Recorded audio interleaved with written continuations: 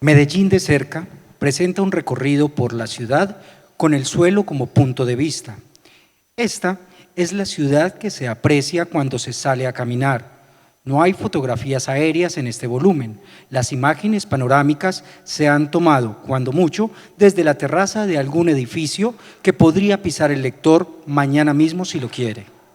Como medellinenses nativos y periodistas, durante años hemos fisgoneado cada rincón de esta ciudad, sus momentos y personajes, sus estados de ánimo.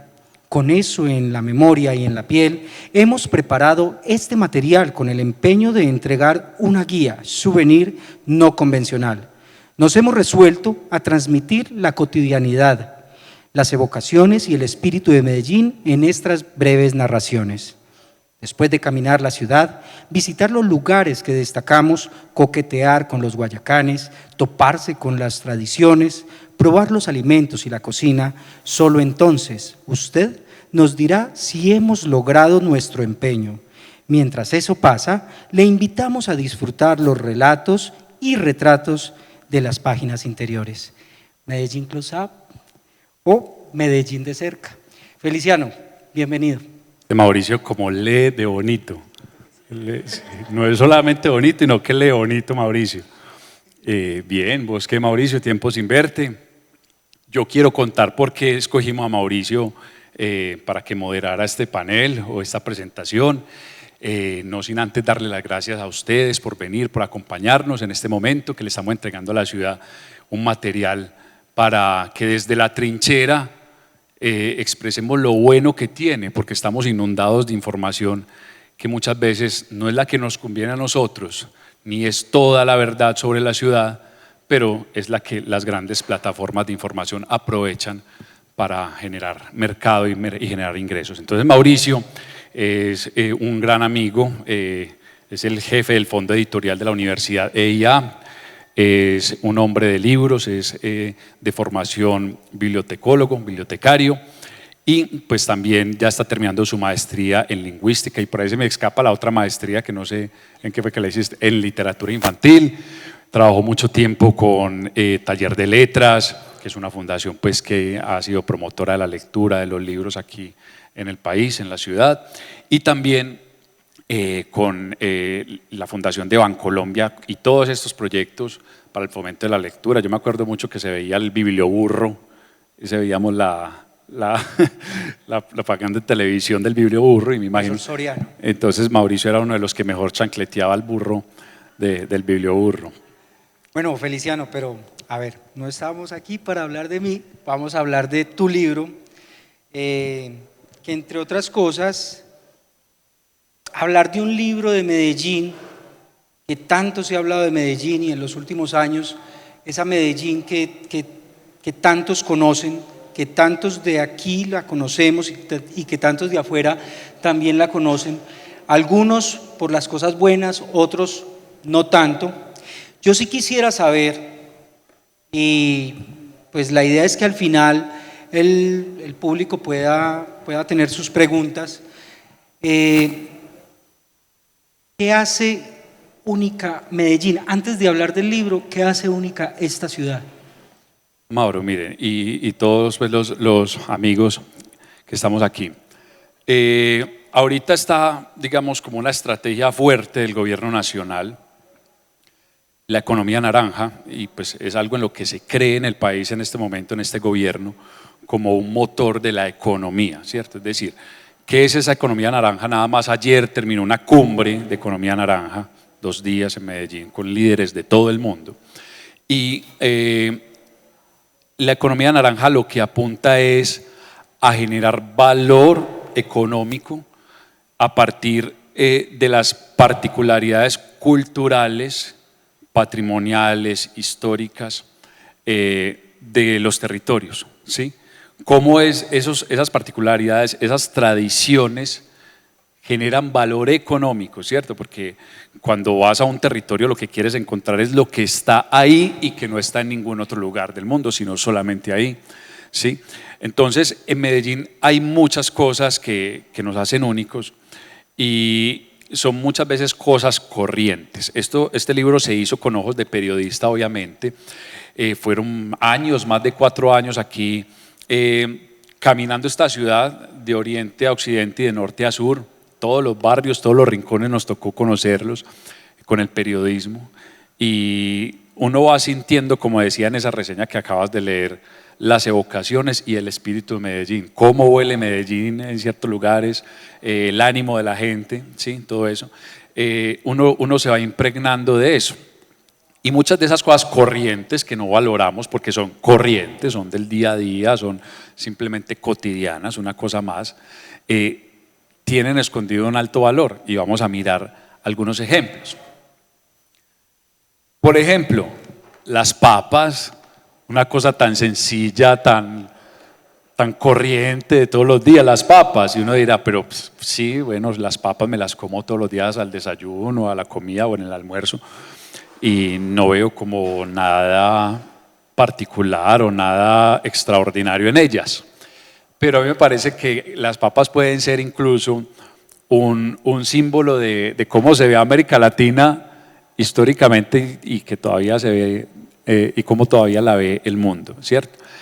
La papa, que es un alimento originario, nativo de los Andes, llega a Europa, pues obviamente en los primeros regresos de esos primeros expedicionarios que conquistaron estas tierras desde Europa.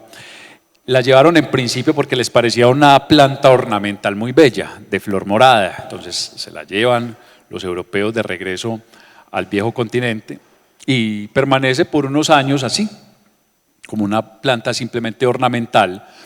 Y más adelante, cuando empiezan a explorarla como alimento, la llamaban, como dice en esta diapositiva, la manzana del diablo, por su forma y por su contextura, sobre todo interna.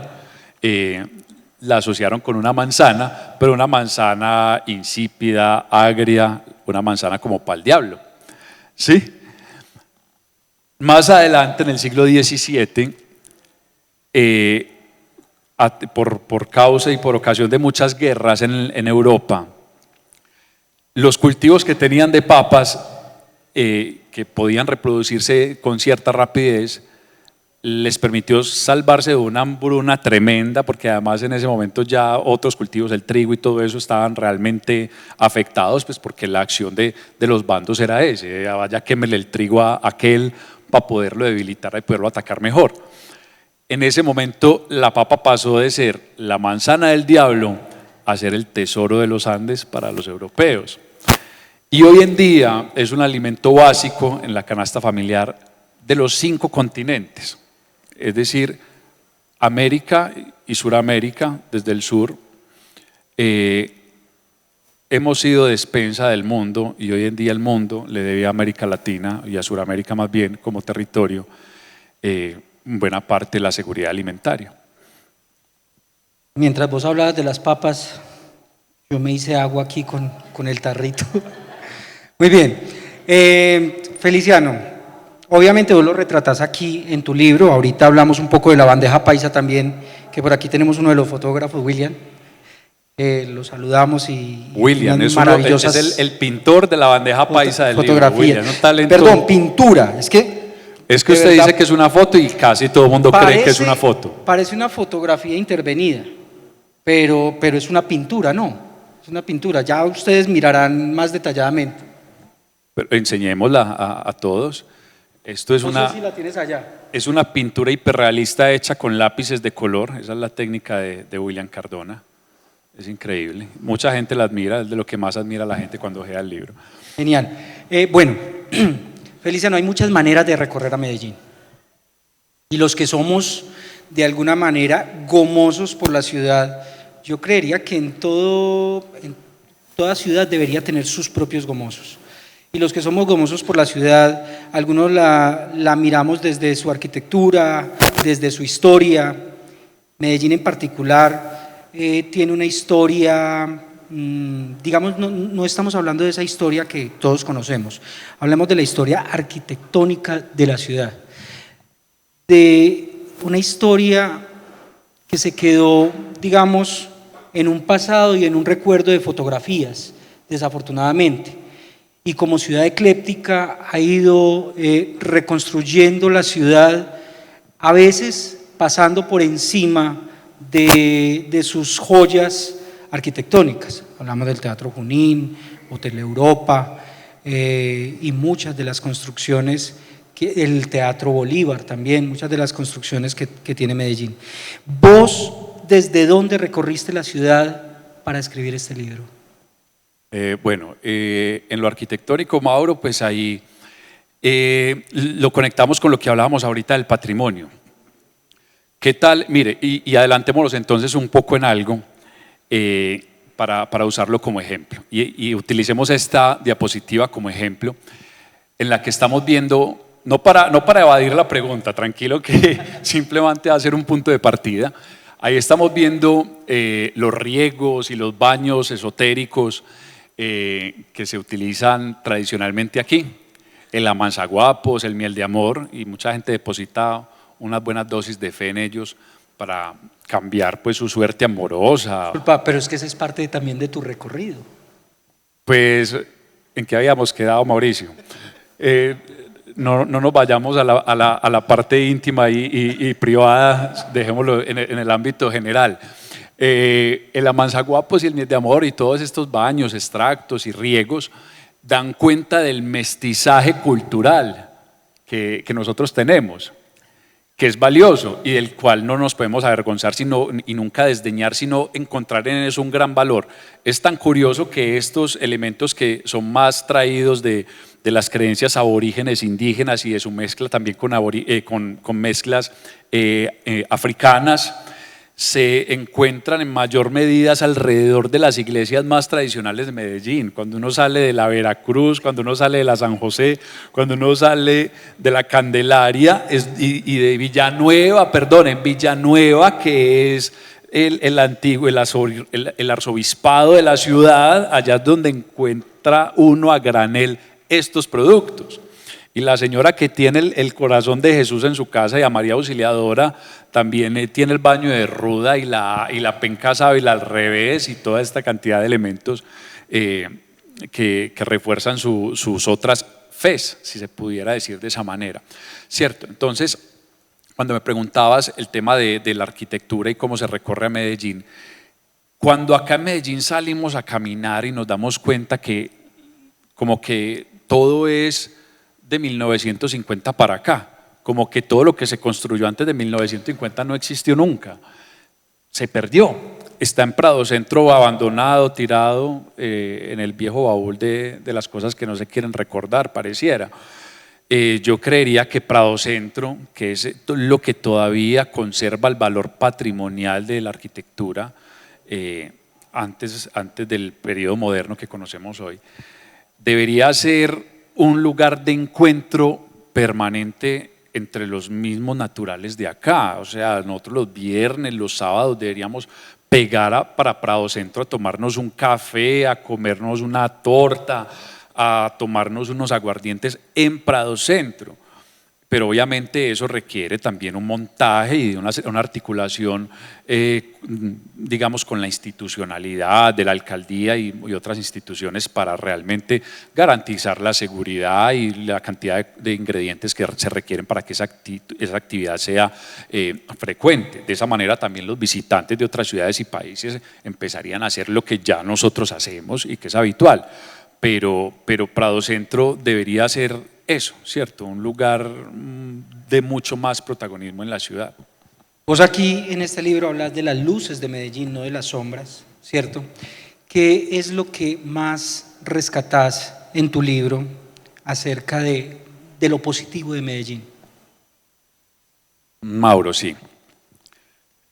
Ahí tenemos en esta diapositiva una cita que se le atribuye, o más que cita, una expresión, porque no hay evidencia de que él la haya mencionado, por lo menos en lo que yo he encontrado, y dice así: una mentira repetida 1000 veces se convierte en una verdad, y eso se le atribuye al señor Joseph Goebbels, que era el principal estratega publicitario del nacionalsocialismo de Adolf Hitler. ¿Cierto? en la medida en que nos repetimos ciertas sentencias una y otra vez, y a ver, es que la cultura es la influencia social, ¿cierto? La cultura es la influencia social, y la influencia social llega con mayor potencia a través de los medios de comunicación, hoy en día de las redes sociales, porque pues tienen la capacidad de repetirse y multiplicarse muchísimo.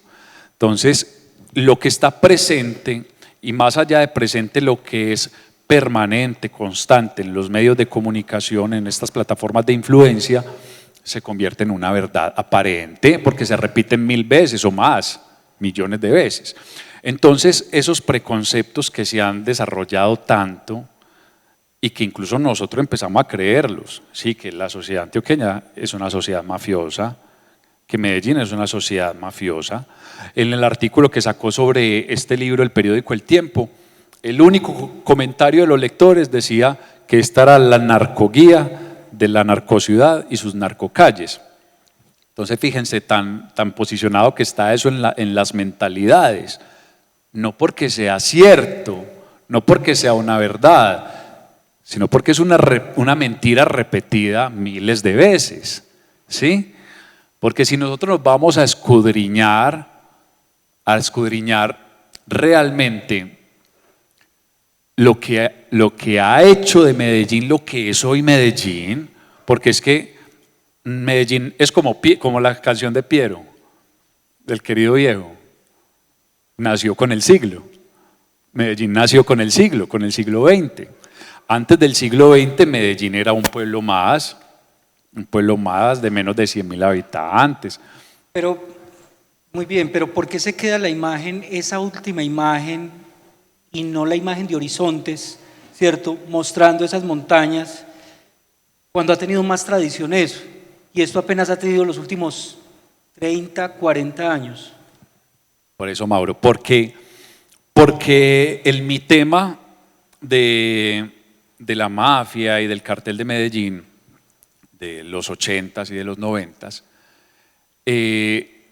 da mucho material para el mercado de consumo de los medios de comunicación. Muy bien, ¿y cómo entonces en este libro, digamos, queda ese imaginario de lo que vos querés vender de Medellín? Claro, mejor dicho, Mauro, ese es el esfuerzo desde la trinchera de este libro. La competencia de nosotros es Netflix y su serie Narcos, y ellos tienen un poquito más de plata que nosotros, y de poder que nosotros, y de audiencias que nosotros, un poquito, pero ahí estamos, ¿cierto? A ver, voy a aprovechar para dar un ejemplo. En un paso que tuve yo por uno de los canales de televisión más reconocidos aquí en Colombia, de la televisión privada, pero de señal abierta en Colombia, permanentemente yo, en mi rol de periodista, pues, ¿qué tiene que hacer uno? Proponer temas. A uno lo llama la jefe de redacción desde Bogotá, o la jefe de corresponsales, y le dice, ¿usted qué tiene para el noticiero de las 7? Una vez le dije yo en el año 2010, hace 9 años, le dije, hoy la alcaldía de Medellín va a lanzar un programa de servicio público de buses las 24 horas en Medellín. Y la respuesta de la jefe, uy, está flojito, Feliciano, está flojito. Yo me quedé frío y bueno, pues me quedé pensando, está flojito. Yo quisiera saber cuántas ciudades de América Latina tienen transporte público de buses las 24 horas. Quisiera saber pues si son a 2 manos o si mucho será Santiago de Chile, una que otra. Porque para mí lo que me habían enseñado en la universidad era que lo que tenía valor informativo era lo que demostraba innovación, curiosidad, interés público. Interés público es un factor muy importante del valor informativo y es aquello que realmente impacta la vida de la gente. Para hacer un paralelo, el fútbol no tiene interés público, a pesar de que es algo muy valorado y muy consumido por una gran masa de habitantes. Pero el hecho de que un equipo gane o pierda no te va a afectar tu bolsillo, tu salud, se supone que en general tu salud no debería afectarla, o tu situación económica en general, o tus posibilidades de estar estable y progresar en la vida. Pero el hecho de que, por ejemplo, haya una reforma tributaria en el país, a pesar de que a ti no te interese el tema de los impuestos, no te guste, no te mueva, eso sí es un asunto público, porque eso sí va a incidir en qué capacidad vas a tener de alimentarte o de hacer otras actividades, digamos, de esparcimiento o de darte ciertos gustos, ¿cierto? Entonces, a mí me habían enseñado, lo que tiene interés público es noticia, y para mí que en Medellín, la segunda ciudad de Colombia, hubiera buses las 24 horas, era noticia, tenía un alto grado de interés público. Pero no, eso no calaba, entonces me quedé yo reflexionando mucho a ver qué era lo que realmente generaba entonces noticia y que fuera interesante para mis jefes, que eran los redactores y los que manejaban pues el trabajo periodístico. Y de tanto reflexionar llegué a una conclusión, y es que el noticiero, la labor que tiene el noticiero no es informarnos, no, eso es una mentira repetida 1000 veces. El noticiero, la labor que tiene es vender un espacio de la franja televisiva, es decir, el noticiero es una novela más o es un partido de fútbol más, es un espacio de entretenimiento que te muestra casos de la vida real, pero tiene que haber ahí el derrumbe, la avalancha, la balacera, esa cantidad de cosas que tienen millones de ojos ahí pendientes, porque nosotros tenemos unas pulsiones naturales de sexo y violencia, y todo material y contenido de sexo y violencia nos va a tener muy atentos, ¿cierto? Entonces, eso es lo que hace el noticiero, tener millones de ojos pendientes, no importa si están educados o no, porque igual a Procter & Gamble y a Unilever y a los grandes anunciantes mundiales no les importa si usted está muy educado o no, porque igual usted va a utilizar su papel higiénico y sus aceites y sus jabones, entonces pagan la pauta publicitaria de 70 millones los 20 segundos o 30 segundos, porque hay muchos ojos conectados viendo el drama, no necesariamente están informando, al mismo tiempo hay información sobre becas, empleos, nuevos proyectos empresariales, sociales, que están ocurriendo, muy positivos, pero no son noticias y no nos llegan, pues porque no generan mercado. Todo este preámbulo, ¿para qué? Estoy como la respuesta de las preguntas de Suso, de la directora. ¿Para qué todo este preámbulo? Para decir por qué se posiciona en la mentalidad mundial, e incluso nuestra mentalidad es la Medellín del cartel de Medellín y no la Medellín de Coltejer y las grandes industrias de comienzo de siglo. Bueno, antes de hablar de las industrias, siguiendo por este recorrido por la ciudad en este libro, hay algo muy especial que en particular a mí me llama mucho la atención y me gusta bastante, ¿cierto? Y es algo que está en la memoria de muchos antioqueños, no creo que de los millennials, pero sí de otras generaciones, y es el Salón Málaga. Y vos aquí hablas del Salón Málaga. Contanos un poquito de eso, porque ese es otro, digamos, es otro mundo, ¿cierto? Que quizá en Argentina se hable de arrabal, aquí en Medellín llega con otra fuerza, también por una historia, digamos, atravesada por la muerte de uno de los grandes exponentes del tango a nivel mundial, que yo no sé si es políticamente correcto decir esto, pero qué afortunados que vino a morir aquí a Medellín, ¿no? Entonces, de alguna manera eso marcó una historia, ¿cierto? Un antes y un después en la música en Medellín, y lo puso en la escena mundial. Contanos un poquito de ese salón. Sí, se menciona el Salón Málaga, pero ¿sabe una cosa, Mauro? A mí me gusta más hablar de otros espacios. El Salón Málaga es, digamos, como el lugar más bonito y más pinchado del tango. Pero acá nosotros hicimos, por ejemplo, la fotografía de referencia sobre el tango en el libro se hizo en otro bar muy diferente. Es el bar Boyacá, que queda en la calle Boyacá, media cuadrita abajo de Junín. al lado donde eran las librerías grandes, la Científica, la América y todo eso. ¿Cuántos años tiene este bar? Este bar no sé cuántos años tendrá el bar Boyacá, pero le podemos mostrar a los asistentes la fotografía, porque es que ahí es donde vemos realmente al jubilado que va a tomarse su aguardientico, su cervecita, su tintico, realmente allá, cierto, con su camisa, Allá está Feliciano tomándose su camisa cerveza. Carrel, ahí está el amigo Vladimir también que nos acompañó ese día en la producción fotográfica. Esta chica, esta bailarina aquí es Adelaida Mejía, ella es la hija de Manuel Mejía Vallejo, el escritor antioqueño, es autor de Aire de Tango, una novela tanguera.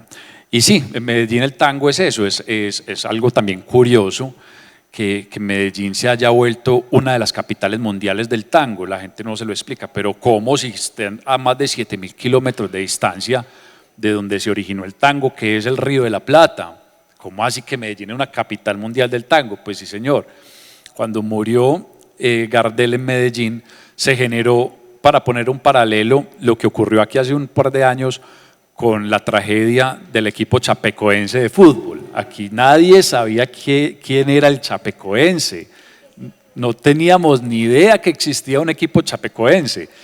Pero vos en Medellín ves gente caminando en la calle con la camiseta de chapecoense y con el escudo de chapecoense en el Facebook.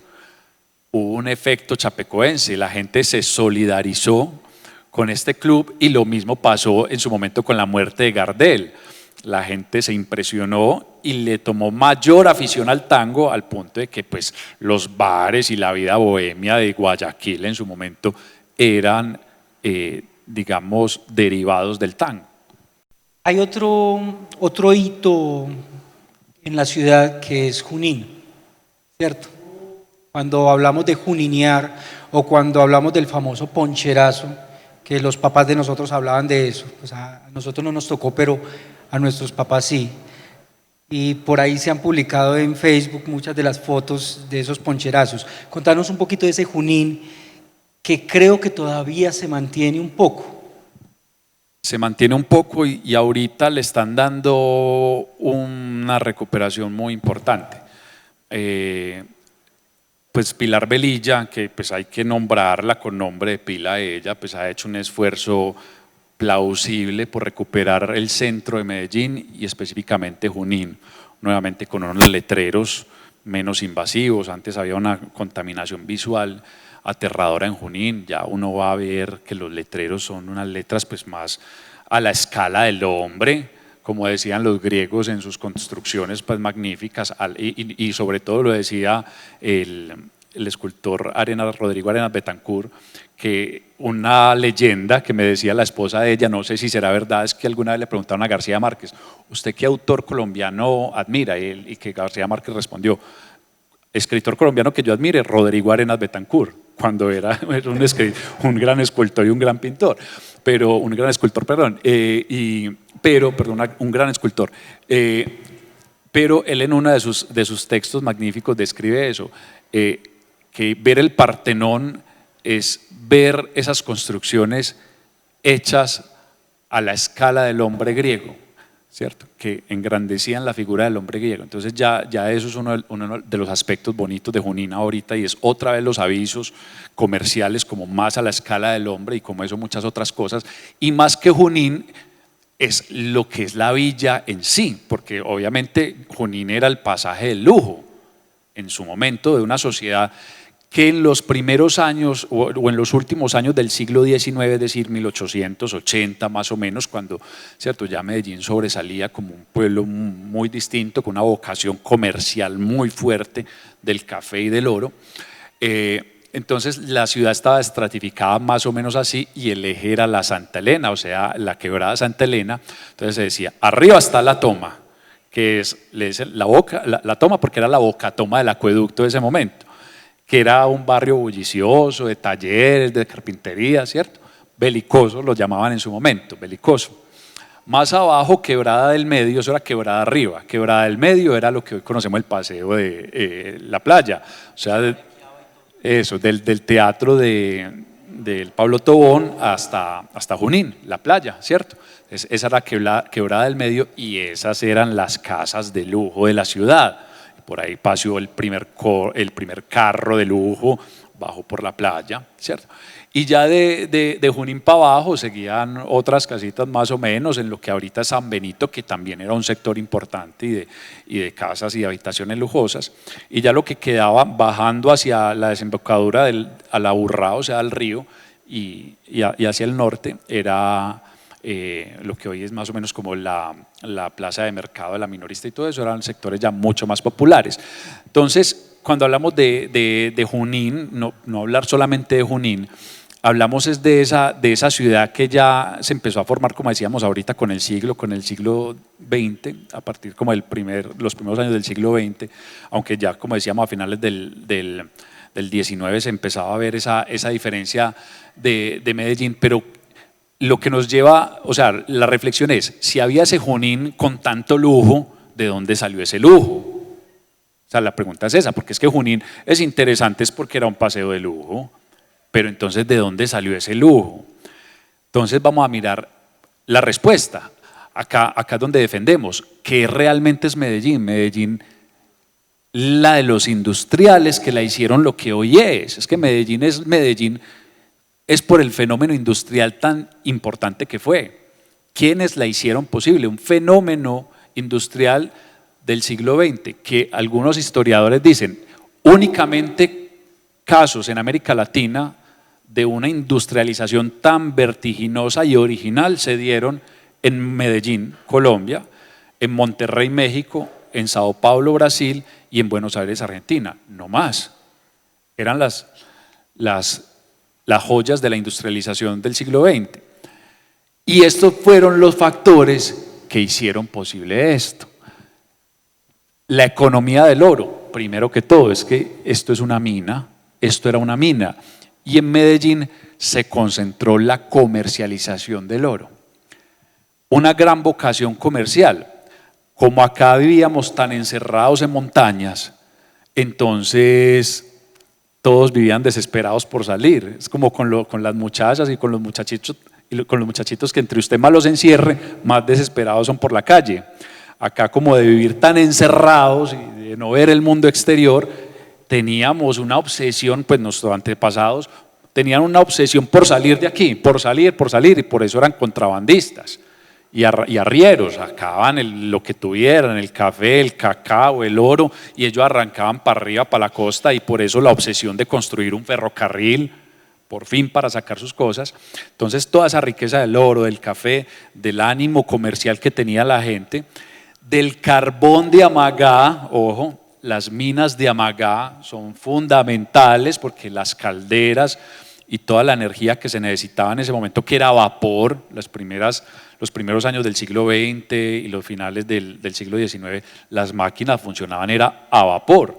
Entonces había que calentar el agua para poder obtener vapor, y pues se calentaba con lo mejor que podía haber, era carbón, y ese carbón estaba allí pegadito en Amagá. Pero después se encuentran los industriales, nuevamente los ingenieros, que una institución muy importante en Medellín, a la que no le hemos hecho el reconocimiento que merece, es la Escuela de Minas. La Escuela de Minas fue fundamental para hacer lo que hoy es Medellín, y pues de ella hija la Universidad EIA, antes Escuela de Ingeniería de Antioquia, con esa misma vocación, ese mismo espíritu y pensamiento. La energía eléctrica, entonces ellos dicen, aquí con tanta caída de agua que tenemos, que es una fuerza natural que es el agua más la gravedad, y ya no necesitamos no traer un Aspelton.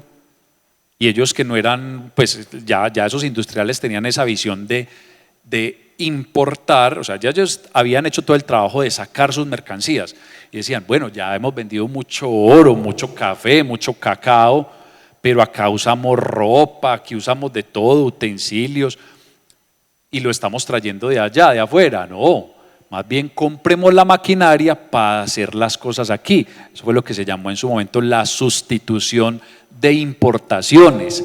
Esa era la obsesión de los industriales colombianos, que casi por antonomasia eran los industriales antioqueños, y muchos de ellos ingenieros. Entonces ellos vieron la caída del agua y dijeron, traigamos un Aspelton y empecemos a generar energía, ya no vamos a depender solo del carbón. Entonces, esa energía que empezó a tener Medellín no la tenía prácticamente nadie más en Colombia y pocas regiones de América Latina. Entonces, eso fue lo que permitió ese crecimiento y luego digamos, la explosión demográfica. Medellín, a partir ya de 1910 más o menos en adelante, empezó a crecer en población a un ritmo más o menos del 6% anual. ¿Sí? Eso quiere decir que usted en 10 años tenía, si en el año de partida, pongamos 1910, usted tenía 80.000 habitantes, o 100.000 habitantes, 10 años después iba a tener 150.000 habitantes, una explosión demográfica tremenda de obreros que venían de toda Antioquia por el furor industrial de la ciudad. ¿Sí?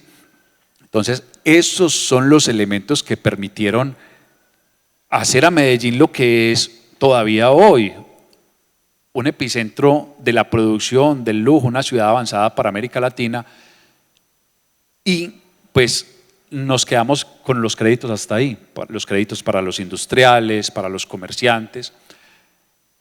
Y a mí me parece, después de todo este análisis y este trabajo, que nosotros acá en Medellín debemos unos homenajes, hace muchos años debemos homenajes a dos grupos humanos que fueron fundamentales en toda esta corrida. Uno, los obreros, porque es que ahí estaban las fábricas, las plantas creciendo, sí, pero sin el ánimo, sin la voluntad de los obreros, eso no hubiera sido posible. Había ya una cultura laboriosa que hizo posible que esas máquinas y que esas empresas marcharan. Y dos, las amas de casa, que eran unas amas de casa cuidadoras de las familias, que eran numerosas, matronas, y en esta imagen las vamos a condensar. Criaban muchachitos, madrugaban, despachaban esposos, pelados, de todo, cocinaban, regañaban, molían maíz y hasta cosían ropa. Tenía muchos hijos. Sí, eran familias muy numerosas, entonces todavía más complicada la labor. ¿Cómo hubiera podido funcionar todo el resto del sistema sin estos personajes, allá escondidos, anónimos? Nunca se han llevado el crédito. Yo creo que Medellín necesita dos monumentos ya, pues ojalá muy rápido y en lugares significativos. Hay un monumento a los obreros por allá en el barrio de la Villa de la Urra, pero no tienen la condición que considero yo que merecen tener los obreros de la ciudad, y otro también las amas de casa. Bueno, ya como para darle paso también al público, quisiera hacer esta pregunta, y es un poco en esa misma línea de lo que vos hablabas de la industrialización de Medellín y de cómo esa Medellín empezó a moverse y a crecer vertiginosamente, ¿cierto? Cuando tuvo su primer tranvía en 1875 tirado a mulas, un poco simulando o imitando el tranvía de Nueva York, que también era tirado a mulas, y luego ya en 1922 que empieza con el tranvía eléctrico hasta el 52. Pero a mí hay algo que no me cuadra en todo esto, y es que Medellín habla de su historia, tumba su historia, entierra su historia, pero quiere desenterrarla. Por ejemplo, los turibuses simulando el tranvía de 1922, ¿cierto? Ahorita pues el nuevo tranvía ya muy diferente, un tranvía tipo europeo. Tumba un edificio gigante, hermoso, uno de los teatros más lindos del mundo, que era el Teatro Junín, y construye la lápida más grande del mundo, que mide 140 metros, que es el Coltejer. Yo digo lápida porque me da mucha tristeza, el Coltejer es hermoso, pero debería estar en otro lugar. ¿Por qué tumbar y luego rescatar, y seguimos tumbando y rescatando? Entonces la pregunta es, ¿qué diferencia hay para vos en esa ciudad de la primera mitad del siglo hacia atrás, del siglo XX hacia atrás, y la segunda mitad hacia adelante, o sea, y la mitad hacia adelante, o sea, hasta hoy? La pregunta está muy difícil, eso está muy complicado. Mire, por ahí había un autor que se llama Baudrillard, muy apreciado entre las gentes del teatro, y él decía que en cada hombre hay una pulsión secreta por deshacerse de su propia esencia y de su propio espíritu. En cada hombre hay una pulsión secreta por deshacerse de su propia esencia y de su propio espíritu. Tal vez esa tesis de Baudrillard es lo único que pueda explicar esto, porque, y es lo que con un ánimo, con un trabajo como este, procuramos que no siga pasando, que entendamos que cada hecho con el que intervenimos nuestro entorno, en este caso pues te refieres a hechos arquitectónicos, Mauro, y urbanísticos, pero como eso hay muchos otros, es un aspecto del patrimonio que hay que conservar. En este momento yo creo que ya se extinguió o está seriamente amenazado un personaje que era el culebrero, el de las retahílas. Creo que yo me imagino que ya se extinguió, yo no lo he vuelto a ver y pues en su momento hace 10 años, en el año 2009 yo tuve la fortuna de trabajar en el programa Venga a mi pueblo de Teleantioquia y recorrer todas las subregiones de Antioquia, del departamento, y yo no recuerdo haber visto un culebrero en ningún lado. Hace más años, hace más o menos unos 20 años, yo sí me acuerdo que los llegué a ver en el centro de Medellín. Un personaje tan pintoresco, tan particular, que, hombre, yo le digo, ahorita que ha aumentado el turismo acá hacia la ciudad, que hubiera culebreros en el centro, pues se estarían tapando de plata, porque es que es un personaje que no lo había sino aquí, digo yo, había, Dios quiera que esté equivocado y todavía haya alguno por ahí, y hombre, y si este contenido, esta conferencia llega a alguien que pueda hacer algo al respecto, hombre, que deberían hacer ya urgentemente una escuela de culebreros. Sí, porque es que, hombre, es un personaje que cuando vos vas a México, vos que así no te gusta el mariachi ni la ranchera, vos querés escuchar un mariachi, pero de veras, ¿sí o qué?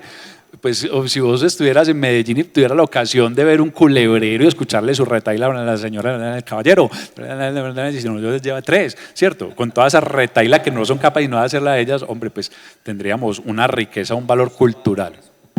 No te están oyendo. Bueno, Feliciano, no, yo quisiera ya darle como la palabra al público, que si tienen alguna pregunta, tienen algo que aportar, no sé, aquí Feliciano tiene mucho que decir. Por allá. Mientras llega el micrófono allá, yo quiero que analicemos esta imagen. Esta imagen a lo mejor es de los años 90 y tomada desde el pueblito paisa, desde la parte alta del cerro Nutibara, en la que vemos la aguja de Coltejer y al fondo las letras de Coltejer que están ubicadas en lo que ahorita debe ser el barrio Enciso o ¿quién me corrige? La Sierra, el barrio La Sierra, que es Caicedo, es un sector alto de Caicedo. Eran una referencia geográfica para la ciudad. Casi que desde cualquier ladera vos veías las letras encendidas de Coltejer. Y era una insignia de Medellín, como al estilo Hollywood. Nuestras letras de Hollywood, sí, algo así. Entonces, esta imagen para mí significa mucho porque retrata la explosión demográfica. Ya la otra gran explosión demográfica que hubo en Medellín, hubo dos muy fuertes, ya hablamos, las de principio de siglo y el primer, digamos, tercio de siglo o mitad de siglo pasado por causa de la industrialización. Pero en la época de la violencia, es decir, finales de los 40 hasta casi mediados de los 60 y los 90 fueron explosiones demográficas por causa de la violencia. Como la ladera se llenó de casas, desbordaron las letras que antes estaban en lo más alto y ya las letras se apagaron porque no se pueden encender porque no dejarían dormir a la gente que vive alrededor. Entonces es un símbolo de ese crecimiento demográfico. Ahora sí, Feliciano, hombre, felicitarte por el libro, saludarte y agradecerte pues por el espacio. Bueno, más que a vos, a la alcaldía, ¿sí o qué? Sí, ella fue la que pagó por vos, sí. Bueno, quiero resaltar dos cosas sin todavía conocer pues el contenido de tu libro, que espero conocerlo muy pronto. El primero, algo que me llama mucho la atención en cuanto a lo que decías del tango y de Chapecoense, y es que me llama mucho la atención porque nosotros como sociedad medellinense, como sociedad paisa, somos muy dados a algo, y es que tenemos, digamos, una perfección como para crear un vínculo con otra sociedad, pero ese vínculo que nosotros creamos con otra sociedad tiene un punto neurálgico muy cuestionable, y es a través de la tragedia. Entonces vos lo mencionabas, nosotros quedamos unidos para siempre con Argentina por la tragedia de Gardel, ¿sí o qué? Quedamos unidos para siempre con Chapecoense por la tragedia del equipo de fútbol. Y así ha pasado en muchas ocasiones, y vos ves que por ejemplo en los barrios de Medellín hay una solidaridad muy fuerte, pero es a través de la muerte, o en tu familia. Vos nunca ves a tu familia reunida en un cumpleaños, pero sí la ves reunida en un velorio, y es gente que hasta que no conocías de tu familia. Entonces eso me llama mucho la atención, aparte porque Medellín es una ciudad que se reinventa, y eso es lo otro, lo otro que quiero resaltar con la pregunta que hacía Camilo, por ejemplo. Mauricio, qué pena, Mauricio.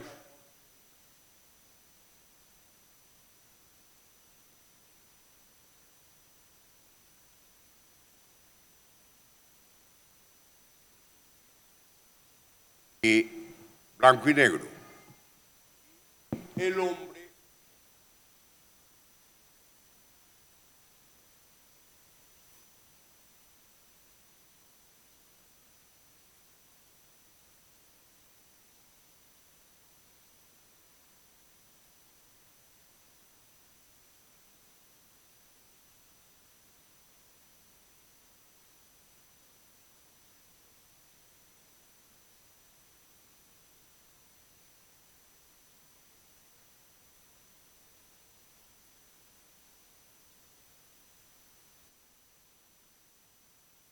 Don Orlando, qué rico que usara el micrófono para que todas sus palabras quedaran en la grabación. Gracias, Feliciano, muy amable. Y es esto, como yo, pues soy el más viejo aquí indiscutiblemente, yo creo que nadie me supera, voy a cumplir 80. Entonces el Junín, de más o menos de Ayacucho hasta el Parque de Bolívar, toda la gente joven, salíamos del trabajo, del estudio, nos parábamos los jóvenes en la acera de suroeste a nordeste, al lado y lado, y las mujeres, pero disimuladitamente, para que no creyeran que ellas quieren exhibirse, pasaban por la mitad, muy bonitas, muy maquilladas, preciosas, y ahí era donde se veían los piropos más encantadores del mundo, hasta que cuando se cambió la moda, el uso de los piropos por algo más vulgar, en razón a lo que veían en las películas. Se fue acabando, pero eso era tradicional, salir por la tarde a las 5, hacer fila para que pasaran las mujeres bellas por la mitad hasta el Parque de Bolívar. Bueno, eso es una bonita anécdota, y para tratar de no responder, sino de atender la pregunta del compañero, ¿cómo es que es tu nombre? De Juan Pablo, quisiera yo tener una respuesta, digamos, aceptable para esa pregunta, porque nos unimos es en medio de la tragedia, del dolor, ¿cierto? Pero la verdad no tengo, digamos, las condiciones para contestar. No tengo las condiciones para contestar esto, pues de todas maneras, pues el tema de Gardel en su momento, que era a lo que aludías, fue algo muy impactante, pues porque era un artista de carácter mundial, y preciso se murió aquí, pues o sea que fuimos muy de malas, o como dice Mauro, muy de buenas, pues se murió, es como si hubiera muerto Michael Jackson, ¿cierto? Es algo así. Entonces pues natural que hubiera habido como esa solidaridad. Y con respecto a los velorios y todo eso que vuelven a reunir a la familia, no sé hasta qué punto sea un patrón occidental generalizado, no podría responder. Para Feliciano, retomando, que sé qué pena, o sea, la intervención la interrumpió, pero claro, muchísimas gracias, muy valiosa su presentación. Don Orlando, claro. Don Orlando. No, hombre, todos pueden hablar. Bueno, retomando, Lo que decía de que Medellín ha destruido su historia, yo creo que es ahora un gran reto que tenemos el cambiar el relato que hay por esa construcción cultural de los últimos 30 años, por todo el tema de las fuerzas oscuras, el narcotráfico y toda la cultura que se creó a partir de ese fenómeno que cambió por completo el rumbo de Medellín. Que es otra cosa que quiero resaltar pues de tu libro, porque vos sabes que el reto como tal es cambiar el relato de Medellín, y vos lo decías, por ejemplo, la pieza publicitaria del evento decía eso, y eso pues como preguntártelo a vos hoy, después de haber escrito este libro, después de esta aventura, si uno te dijera a vos fotografiar algo concreto, con lo que uno pueda decir, eso es Medellín, ¿qué fotografiarías vos, por ejemplo? Va a sonar un poco repetitivo. Los obreros. Para mí, los obreros enmarcan el obrero, es el arriero de ahora, es el arriero del siglo XX, el arriero de ahora. Esos son los que realmente han movido esto. Y es una modificación del relato también, porque es que son anónimos. O sea, el obrero aquí no vale y lastimosamente, no vale lo que debería valer. Sí, no vale lo que debería valer. Y nos da pie tu cuestionamiento ya para hacer una conclusión, porque ya tenemos que entrar a hacer un sorteo rápido de los libros que tenemos para hoy, y es, ¿qué retos tiene la ciudad también? ¿Qué retos tiene Medellín para seguir avanzando? Ahorita cuando decíamos el tema de las papas incomprendidas, eso es un ejemplo de lo que de pronto puede significar América Latina para el mundo. Hoy en día América Latina para el mundo son las bananeras, los ignorantes, los subdesarrollados, los que no han podido. Pero le escuché yo una frase a un personaje con el que no tengo afinidad política en lo más mínimo, que es Fidel Castro. Pero cuánta verdad en esas palabras. Decía él en uno de sus discursos, tal vez en los años 80 o iniciando los 90, y decía, la sociedad de consumo es la que está envenenando los suelos, envenenando los aires y envenenando los ríos. Esa sociedad de consumo que es produzca, venda y ponga a la gente a gastar lo que no necesita. ¿Hasta qué punto ese modelo que hoy ya está colapsando, está agujereada, lo decía también Castro en su intervención, ha agujereado la atmósfera, hoy más que nunca? Hoy ya es un problema que hay que solucionar hoy o mañana ya. Hasta dónde ese modelo es verdaderamente el desarrollo y hasta dónde de pronto algo más parecido a América Latina es el deber ser. Dicen las sociedades que más han avanzado son las sociedades, por ejemplo, de Japón, de Corea, de Singapur, pero a la vez tienen las tasas de suicidio, de ansiedad y de depresión más altas del mundo, de suicidio juvenil. Entonces, ¿hasta qué punto ese desarrollo económico, productivo y tecnológico y científico realmente está generando bienestar y vidas significativas, donde vemos las tasas de suicidio más altas? ¿Hasta qué punto se necesita un término medio entre productividad, avance económico, intelectual y también otros aspectos sociales y que alimenten más el espíritu? Y tal vez América Latina es la respuesta de eso. Entonces, conectamos eso con tu pregunta, y es: Medellín debe volver la mirada a los obreros, y eso también más ampliamente es: Medellín necesita más equidad y más inclusión. No solamente pensar en crecer económicamente y que las empresas antioqueñas y del grupo empresarial antioqueño se vuelvan grandes multinacionales y ya. No, ¿hasta qué punto eso está impactando en calidad de vida a todos los sectores de la población? Y con eso quisiera yo cerrar, Mauro. Bueno, el libro, si lo quieren adquirir, está aquí afuera. Les pido un aplauso para Feliciano. Muchas gracias, Feliciano. A vos, Excelente. Mauro, no, y el aplauso para ustedes, porque es una hora difícil, están aquí, yo los veo, creo yo que están amañados, creo yo, ay, a tantas personas. Yo quiero ya, como son tan poquitos minutos que tenemos, quiero que pase aquí Hanner, acá al frente Hanner, que pase aquí al frente William, de la producción como tal, fotógrafo de una imagen de contraportada, Hanner, William, de un par de pinturas, que acá le digo públicamente, William, dedíquese a ese arte, que eso no lo tiene nadie, dedíquese a ese arte. Yo pediría un aplauso para ellos también.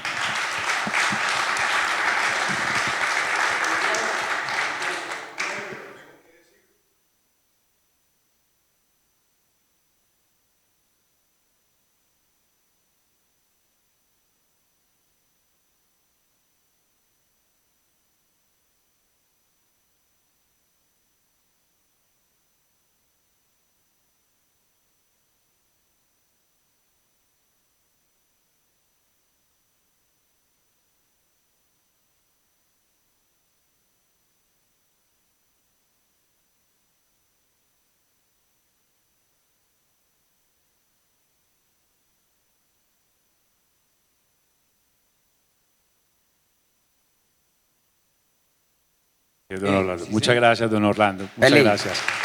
Voy a hacer una pregunta. Ya nos vamos yendo. Antes de eso, quiero acá muchas personas que vean el significado mucho a lo largo de mi vida, pero simplemente aquí voy a hacer un resumen de los que incidieron directamente en esta producción. Es mi gran amigo Francisco Alirio Serna, que también quiero que pase aquí al frente, por favor. Pasa por favor aquí, Francisco. Los últimos meses, para hacer este libro realidad, pues Francisco fue un aporte fundamental, y la creadora del creador, que es mi mamá, por favor.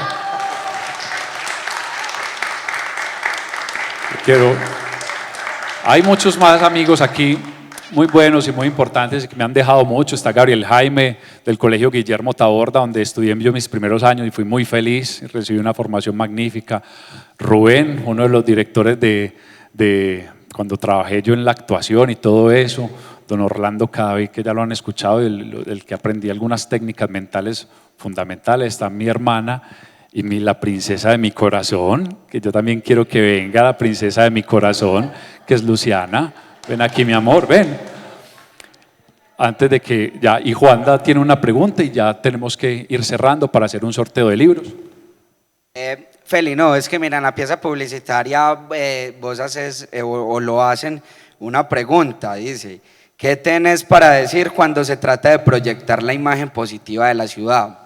Cuando a mí me preguntan por Medellín, yo digo dos cosas, que es exótica y dicotómica, porque para bien y para mal, o sea, tienen los hombres más malos como Pablo Escobar, y los hombres de la literatura más portentosos y espectaculares como Vallejo, como León de Grey, etcétera, León de Grey, muchos. Entonces, yo quiero como para responder esa pregunta, ¿qué se necesitará, Feli? Para no tapar el sol con un dedo de lo que ha sido Medellín y de lo que es. Yo pienso que no tenemos que tapar, y que es un error tapar lo que ocurrió en Medellín, con el cartel de Medellín y todo eso. Más bien, sin querer sentenciar el asunto, ¿por qué no nos ponemos a pensar y a reflexionar hasta qué punto necesidades en términos de inclusión y de equidad fueron las que crearon el monstruo? ¿Hasta qué punto ha faltado equidad, ha faltado inclusión para haber prevenido que hubiera ocurrido lo que más lamentamos? Bueno, muchísimas gracias. Vamos. Y que tengan una feliz noche.